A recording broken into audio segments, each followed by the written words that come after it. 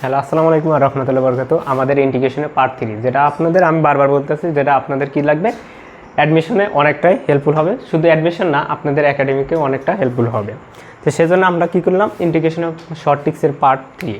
তো এটা ধরেন হচ্ছে লাগা শর্ট ট্রিক্সটা হচ্ছে এরকম যে আপনার লিমিটটা থাকবে কত, 0 থেকে π/2। 0 থেকে কত, π/2। তো এখানে থাকবে sin to the power n x dx। এটা এরকম। তো এই n এর মানটা, n এর মানটা জোর হলে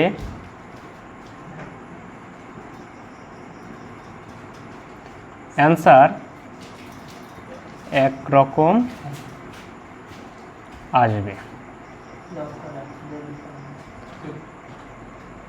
আবার এই n এর মানটা যখন বিজোড় হবে তখন তার মানটাও কি আসবে, অন্যরকম আসবে। তো চলুন আমরা সেটাই করি।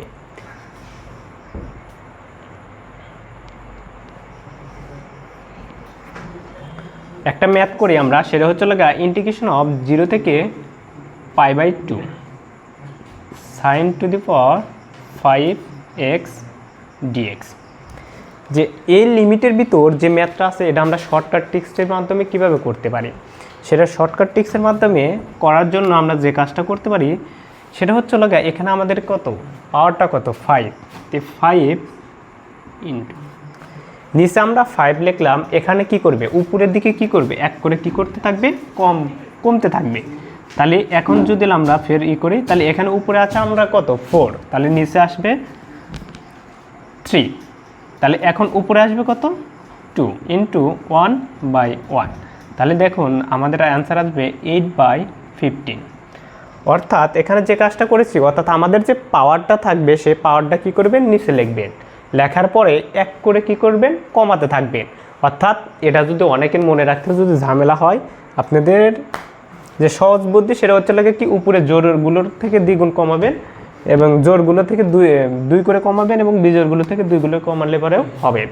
আবার যে কাজটা মানে সবচেয়ে বেশি পারফেক্ট হয় সেটা হচ্ছে লাগা, আপনার যে পাওয়ারটা আছে সেটা নিচে লিখবেন এবং এক করে কি করবেন, কমাতে থাকবেন উপর নিচে। তাহলে আমাদের ম্যাথটা সহজে সলভ হয়ে যাবে।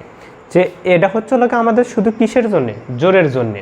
তো এখন যদি আমাদের এটা বিজোড় হয়, তাহলে বিজোড়ের জন্য আমরা কীভাবে ম্যাথটা করতে পারি, চলুন। সরি, একটু বলা ভুল হয়েছে, সেটা হচ্ছে লাগে এখানে শুধু কিসের জন্য, বিজোড়ের জন্য। তাহলে আমরা জোরের জন্য কিভাবে করতে পারি, জোরের জন্য করার জন্য আমরা কি আর একটা ম্যাথ করি। তাহলে এই ম্যাথটায় যখন আমরা এখানে পাওয়ারটা কত ইউজ করব, 6। তাহলে যখন আমাদের পাওয়ারটা কত ইউজ করব, 6।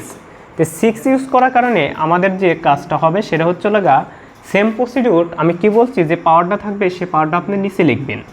নিচে লেখার পরে এক করে কি করবেন, কমাতে থাকবেন। তাহলে কত আসবে, 5 ইন্টু, এখন এখানে কত আছে, 5 আছে, এখানে কত আসবে, 4। তাহলে উপরে আসবে কত, উপরে আসবে 3 ইন্টু, তাহলে দেখেন এখানে আছে 3, তাহলে এখানে আসবে 2, উপরে আসবে কত, 1।